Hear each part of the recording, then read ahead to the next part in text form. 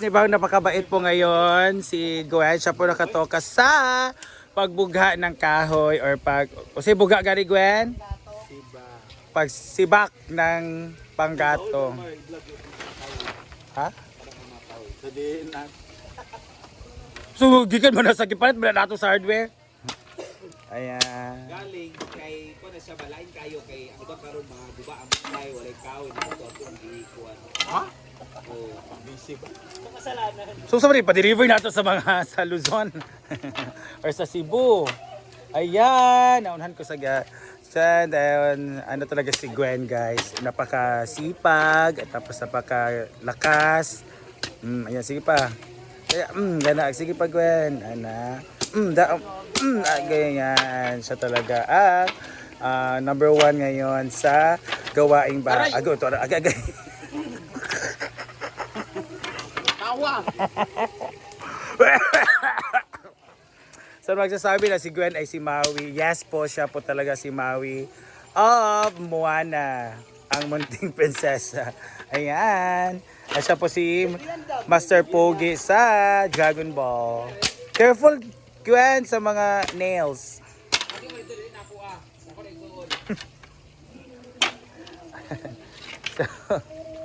So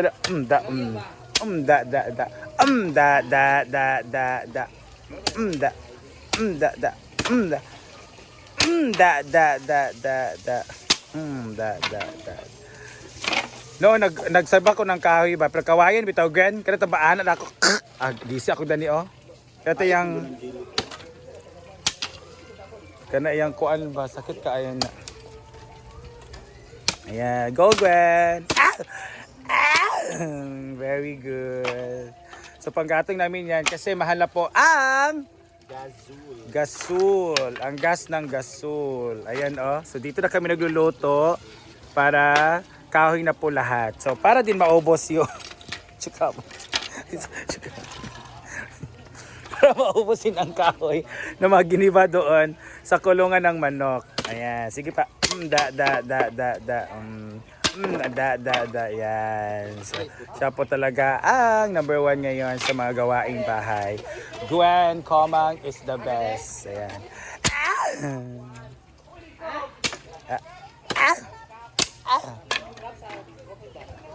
Sige. Siya talaga. Go, Gwen. Tapos yan yung gawain na yan. Nasisipat siya ng kain noon. Tapos binibenta ni Gwen ng 10 pesos per bugkos noon sa kanilang bahay. Oo. Sakit ba dahil? Oo, masakit. Ito, pero siga kayo na. Siga bang Jimelina? O sa kanin kayo nga dig siga kayo? Tugas na. Pagbasa. Napay kayo dyan nga balag ugal kay dili kay siga. Ayan. Si pamangkin po ni Brenda ang nakatoka ngayon. Ikaw na ni Ope, para makuhan ba? Da, para makuhan na. Ayan, diba? We are frying. Kung sa barang isda na DB, kung kuhan. Diba? This is kutob. Kutob. Matambaka maro gyapon na siya. Taka. Tambaka nga dagko man to. Malalaki yun. So diba, ang ganda ng ano natin setup, kahoy lang. So madali na ilulutong kayo. Tapos kung nagsasaing tayo ng bigas dito sa kahoy, masarap at mabango. Compare sa gas. Ito ba sila? Naman sila inun-un sa ilabalay baliktuan. O di na sila, o di ba sa kahoy isda kayo? Bye! Si Diva, dili kay kag fish.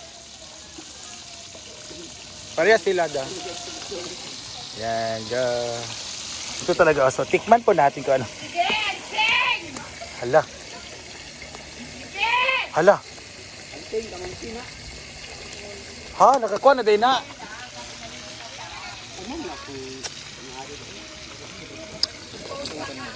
Ito yung ano oh. Ito yung yan, crispy na. Tama din ang henlo ka kay dira ka sa kwarto. Ako.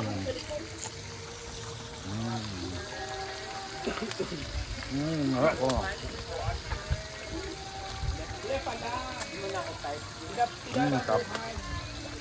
Magtutulungan kami ngayon. Sila talaga. Amo ta ong gitaklob diri nga. Ayan si Brenda. Matabang daw ang kaniyang paks yung isda kaya nirecook niya, tinimplahan niya ito. Talig! Ayan. Sabaw lang. Hi, Taliling! Ay, nali sila. Ayan, may mga bisita pa. Hey.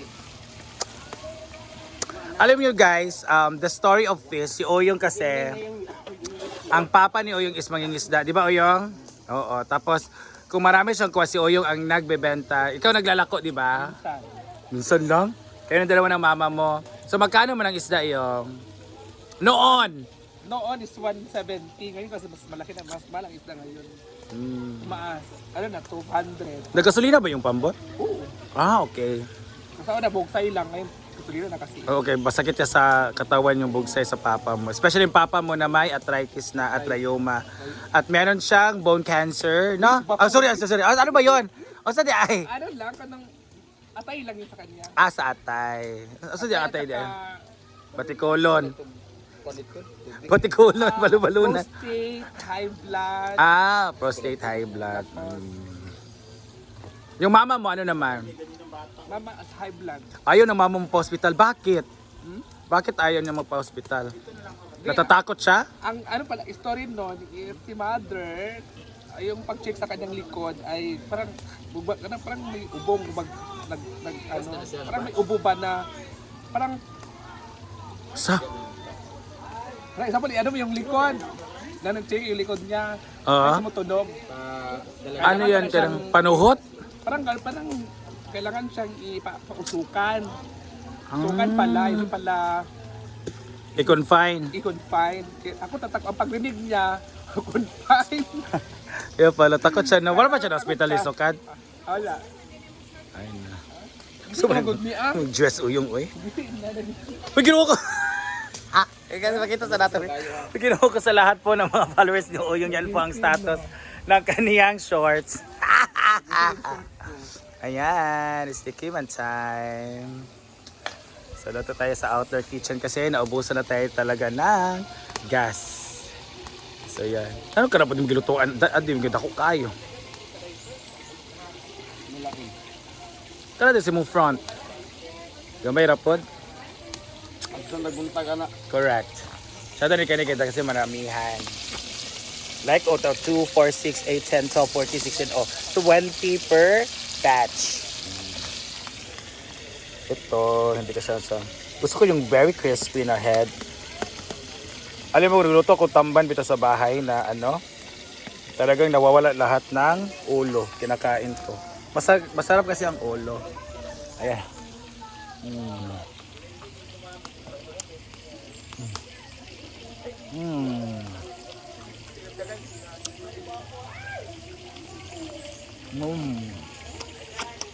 Ayan, may bisita. Gwapo. Ayun. Ang mga bisita na ito.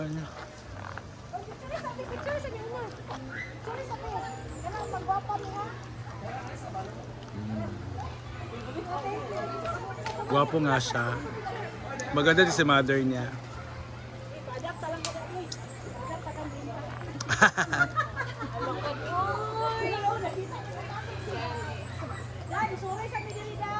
Sorry mo madam, hi! So ayan, may mga bisita tayo na hapon na dumating kasi naligo sila doon sa other na resort. So bumisita na sila dito. Habang Paso ni Brenda ay malapit na. Kumulo na siya. Isagal natin.